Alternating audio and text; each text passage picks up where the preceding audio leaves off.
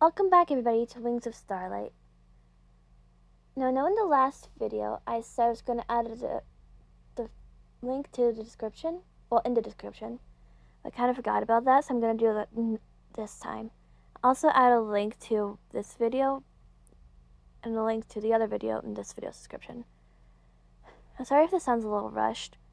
I just had to re-record this because one of my friends just would not stop texting me. But here I am now. I have my phone on Do Not Disturb this time, so I won't have that problem. Anyways, the pixie dust tree loomed in the distance, stately and lush with its cloud-like canopy. Tiered cascades of pixie dust, as golden as and bright as starlight, poured from the heart of its highest branches and pulled into the apex of its trunk. Its limbs curled protectively around the pixie dust well before veering off in elegant arches and whimsical circuits. Clarion had always thought one looked like an upside-down heart, and another looked like the tail of a curious cat. And just below the well, housed in a hollow of the tree's ancient trunk, was the palace. Windows dotted the bark, each one lit from within. Even from here, Clarion could make out the glow of the light she had left on in her bedroom, softly emanating from the glass doors of the balcony. She counted on sneaking back and being the hardest part of this little adventure. But she had not anticipated the added challenge of her own lateness. Really, she had been on such a good streak of punctuality. Lavina would be so disappointed to see it broken. If only Clarion managed to master teleportation, one of the most useful governing talent abilities. Lavina always made it look so easy, dissolving into a swirl of glittering gold dust, then reappearing across the room. Clarion had once managed to make her left hand disappear before it snapped back into existence with a vengeance. Given her track record with magic, she had been half convinced that it would vanish forever, or that it would wind up halfway across the room without the rest of her attached. She landed in a tangle of branches just outside her balcony and dampened her glow. With any luck, no one would be searching for a flash of gold among the foliage, although she secretly delighted in imagining how her subjects would react to the ever-dignified Princess of Pixie Hollow breaking into her own quarters. Imagining Elvina's reaction, however, was decidedly less amusing. Mercifully, she had the foresight to leave the balcony doors unlocked. She carefully eased them open, then slid back into her room. As soon as she latched doors behind her, muffled voices filtered from the hallway. Clarion instantly recognized both Petra and Artemis. Feeling a little under the weather? Petra's voice, Clarion noted with pleasant surprise, was practically framed beneath a strain of lying. Her only friend, had always been terrible at this sort of thing. It didn't help that after all these years, Artemis, Clarion's guard, always managed to fluster her. Clarion supposed she appreciated the effort, considering she hadn't asked Petra to cover for her. She hadn't even known what to expect her today. What fortunate timing. Clarion crossed the room and paused in front of her vanity, which was cluttered with bottles of fragrances and cosmetics. A quick glance in the mirror confirmed that she had no pollen streaked across her nose, or any stray petals tangled in her hair. She looked a little flushed from her flight, but that was nothing that couldn't be explained away. Petra had said she felt ill after all. Clarion was tempted to use it as an excuse to beg off her lesson, but there was no sense delaying the inevitable. She made little progress in her magic since Elvina began training her, and she did not anticipate a breakthrough before the next one. A flicker in the corner of her eye caught her attention. The clouds had shifted, letting a wash of sunlight spill into the room. Beyond the glass of her balcony doors, she was greeted with the familiar sight of mountains keeping their grim visual over the winter woods. In the warmth of golden hour, the snow cloaked them gleaming a brilliant white. No matter how many times she laid eyes on it, that cold offshore beauty never failed to stun her. As foolish as it was, Clarion yearned to see the mountains up close. She could almost picture standing atop their summit, the wind in her hair, the snow dancing around her, The beauty of Pixie Hollow seen from that great height, how wondrous it would be. Elvina had discouraged any line of questioning about the winter woods, of course. Even so, winter did not frighten her as much as she knew it should. From the warm, secluded safety of her bedroom, there was something so peaceful about it, so terribly lonely, just like her. No one from the warm seasons had visited the winter woods in hundreds of years, not since before Elvina was born. And who knew exactly how long that was? Governing talent fairies live long lives. Clarion had never understood Elvina's lack of curiosity. There was a whole other realm they knew nothing about, full of fairies no one had ever spoken to. Only the spring and autumn fairies had ever seen winter fairies, and only at a distance as they crossed the never see to turn of the season. They're as cold as their season, the reports had said. Hardly ever even look our way. Clarion tried to envision them, bleak and monochrome against the lake-colored sky. Those bare details never satisfied her. She burned with questions she might never have any answers to. What must it be like to live in such a harsh place? What kind of problems did they have, and what was the warden of the winter woods like? Artemis's voice sounded from the hall. Out of the way, Tinker! A strangled noise of protest, then the doorknob jiggled menacingly against the lock. Princess Clarion, Artemis called. I've come to escort you to Her Majesty's chambers. Not avoiding it any longer. If she really set her mind to it, or believed Clarion was in genuine danger, Artemis was more than capable of removing her door from its hinges. Clarion flung the door open, coming face to face with Artemis's fist, raised to a knock. Petra, clearly in the middle of a valiant effort to thwart her, was scrabbling for a grip on her forearm, and Artemis snapped to attention immediately. Petra smothered a yelp of surprise. A flush dusted the ridge of her pale, freckled nose. Artemis and Petra never failed to strike her in contrast. Artemis tall, with broad shoulders, Petra with bones as delicate as a hummingbird's. Neither, however, had even bothered to learn what to do with her hair. Artemis had shorn hers to her chin, and it framed her olive complexion, face in jagged black strands, as though she'd taken a dull knife to it out of boredom or necessity. Petra boasted on a shock of brilliant red curls. Most of the time it was piled atop her head and pinned into place with whatever she had lying around her workshop. Today she had chosen a nail. The metal glinted softly in delight, a safety hazard as far as Clarion was concerned. Your Highness, Artemis said as she recovered, are you feeling well? Your Highness? As many times as Clarion had asked, Artemis never dropped her formality. The scout talent had been Clarion's shadow for as long as she could remember, trailing behind her or standing dutifully at her side on occasions. Clarion made public appearances, but in truth, Clarion knew shockingly little about her. Other than her frightening competence, her insistence on punctuality, neither of them was exactly in the habit of sharing her feelings with the other. Much better now. Thank you. Clarion caught a glimpse of Petra's panicked expression over Artemis's shoulder. She would almost certainly be late to her lesson now, but she could not just leave Petra to stew in whatever worst-case scenario she had envisioned. Stumbling her most queenly voice, she added, "Will you give me just a moment? I need to speak with Petra alone." Artemis, obviously thinking of the unspeakable horror of even 1 minute late to an appointment, looked agonized. Nevertheless, she said, "Of course, Your Highness." She retreated down the hallway and folded her arms behind her back in a parade rest. No doubt she'd be listening in, despite her studiously indifferent expression.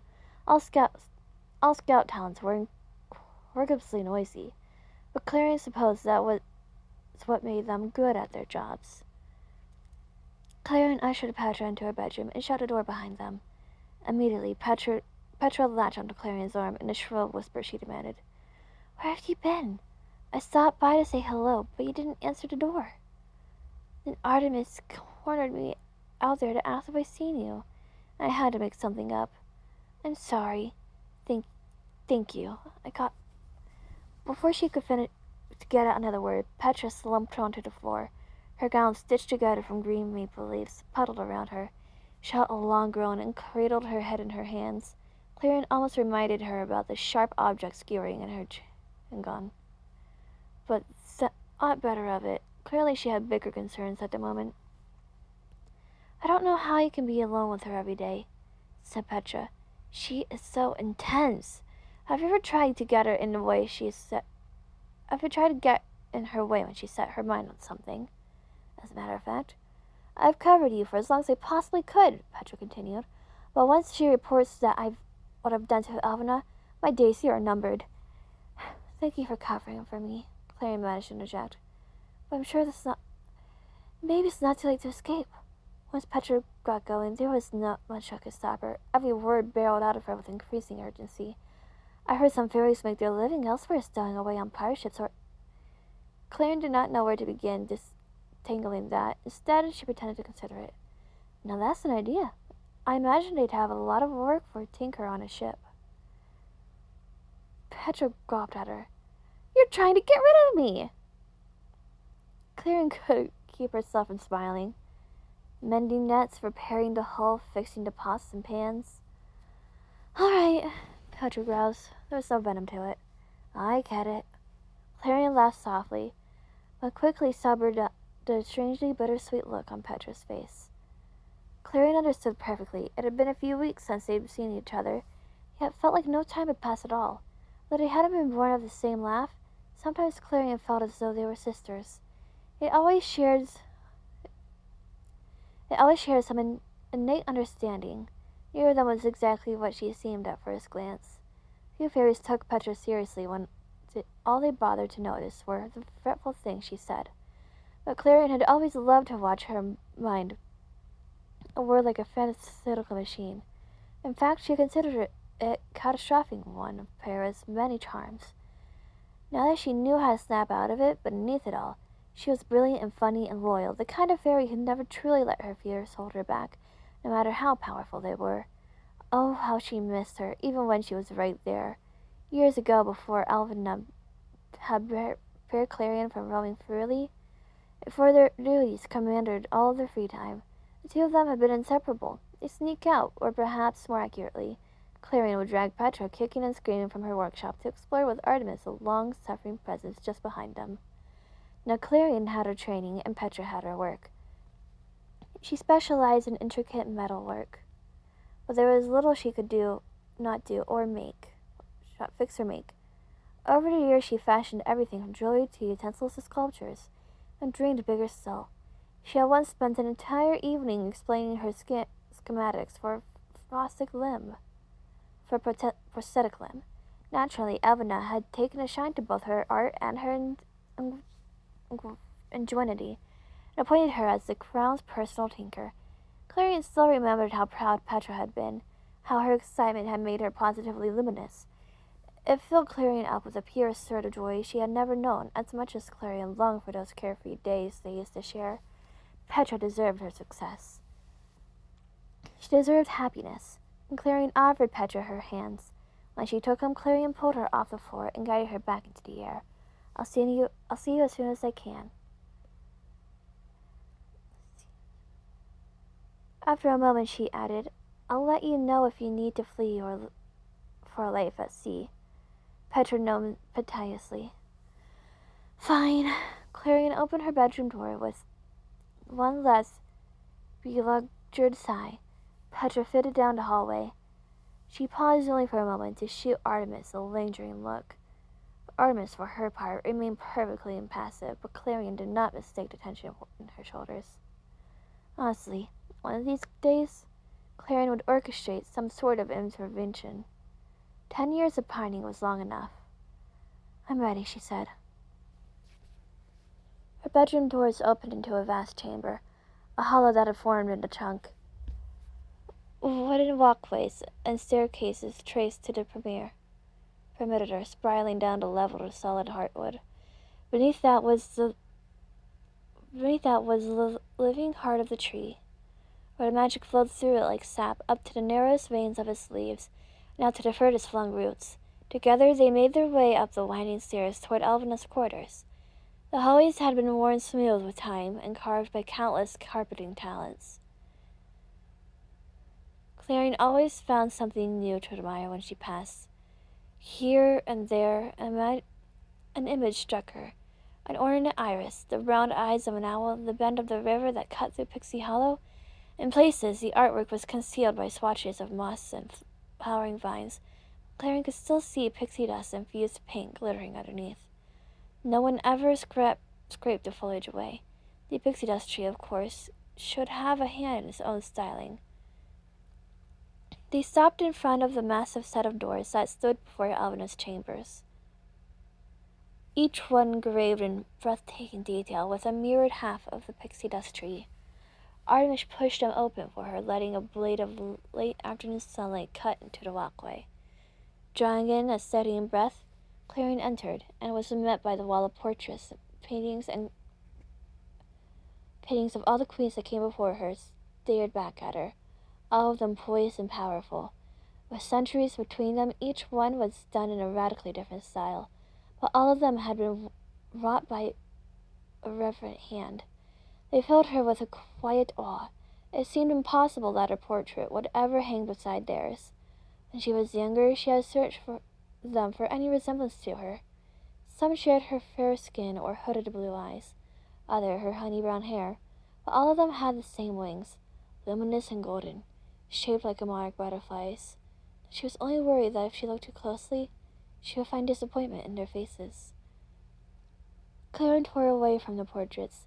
At the end of the row was Elvina, her silhouette slashed into the sunlit window. She wore a golden gown with a wide ruffled skirts. The fabric shimmered with pixie dust woven into it. Golden motes trailed from the train of her gown and sparkled on the floor, swirling listlessly through the air. A crown, the one fashioned by Petra, Clarion noted, sat atop her head, towered high above her, curling back into the shape of goat's horns. In it, she looked imposing, exactly as a governing talent fairy should be. "You're late," she said wearily. It was not an accusation as much as it was a statement. Happened before. Both of them knew it would happen again. Clarion did her best not to will utter dissatisfaction. "I'm sorry."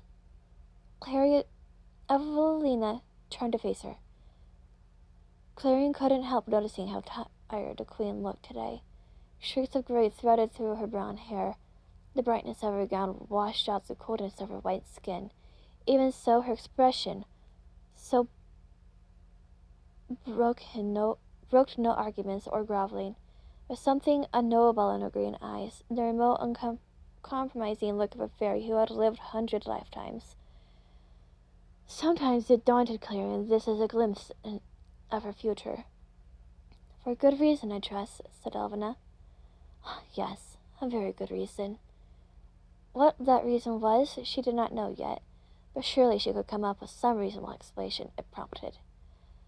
Elvina made a dismissive sound, as though the particulars did not concern her. Clarion had hardly believed her luck. "Have you been participating in the techniques we discussed?" Clarion nodded. She had been, of course. She had been. Of course she had been. She could not say, however, that she had made much progress in the last few months. A fact that endlessly dismayed her. From the moment a fairy first opened their eyes, knew exactly what their talent was, their magical affinity, their calling in life, the thing that came to them as easily as breath. Talents, by most fairies' accounts, gave everyone in Pixie Hollow purpose and joy. Clarion very much doubted her own would ever feel so effortless. Alvina had told her that governing talent magic was rooted in emotion, or rather, the abscess of it. Only with perfect clarity of mind and complete focus could she find the freedom to manipulate the starlight burning bright within her. But as much as Clarion tried, whether through breathwork or exercise or sheer force of will, she could not empty herself of feeling. She could not shake the desperate hunger for connection. "Good," said Elvina. "Let me see."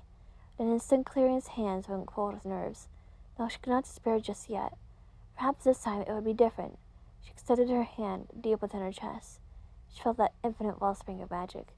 If she applied just enough pressure to it, if she held on with all her strength, she could bend it to her will. Focus, she thought. Control it. For a moment, a golden light bloomed in the center of her palm. It guttered like a candle in the breeze. But tentative hope kindled within her. She felt lightheaded from the effort, but with just a little more. The light spluttered, then died. Clarion huffed out a breath, closing her fingers around the dying embers as if she could keep it. She tried not to let her disappointment show on her face. Across the room, a bright light flared. When Clarion glanced up, Elvina was illuminated by her power. It balanced in her palm like a star in a miniature, casting the planes of her face and all of the room in stark relief. It gave off such brilliance and heat, Clarion had to resist the urge to raise her arm to shield herself. Unlike light-talented fairies, guardian talent fairies did not need to manipulate a source of light. Born from the fallen stars, they carried wells of starlight within themselves. Their magic could cut through absolute darkness, and most anything else in its past. It could be shaped into a shield to protect the queendom. More than anything, it was a symbol, something that citizens of Pixie Hollow could believe in. Elvina clenched her fists. The light extinguished. Clarion. Here it comes. Clarion scolded her face into neutrality as she braced for her lecture. Your coronation is 1 month away. Clarion bowed her head. It is. You still not mastered the most fundamental skill of our magic. I haven't, she said, with a barest hitch in her voice. The Queen of Pixie Hollow required a majesty of politics, organization, and leadership, but also the magic unique to government-talented fairies, a magic that Clarion had been struggling to perfect since her training officially began. She could not teleport, she could not produce more than a flicker of light. Evidently, she could not help a single beat without horrifying her subjects. After a brittle moment, Elvina asked, Where were you? What sense was there in hiding it? She said in defeat.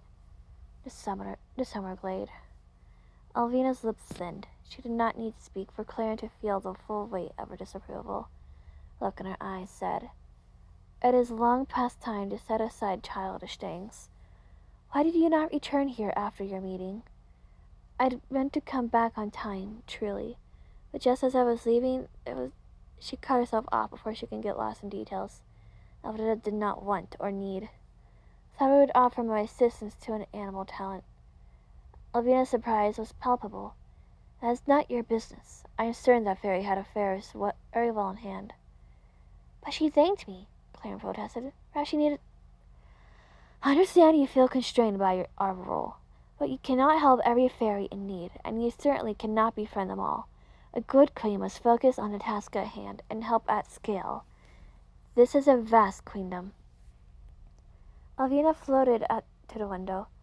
Here in the highest branches